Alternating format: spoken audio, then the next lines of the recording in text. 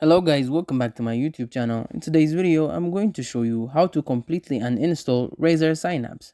First, go to the search bar on your PC and type uninstalled, then press enter. Now click on add or remove programs from the search result. This will open the list of all installed applications on your PC.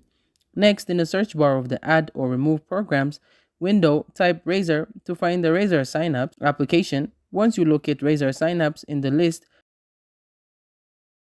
click on the three dots next to it and select Uninstall. From the drop-down menu, a prompt will appear asking for confirmation. Click Uninstall again to proceed, then another prompt will ask for final confirmation to remove the software. Now check the box that appears and click Uninstall once more. After that, you will see a system message asking if you want to allow the program to make change. Click Yes to continue. Now the uninstallation process will begin. As you can see, Razer Synapse is being removed from your system. Once the uninstallation is complete, Razer Synapse apps will be completely uninstalled from your PC. Thank you guys for watching this video. If this video was helpful, don't forget to like and subscribe to my YouTube channel.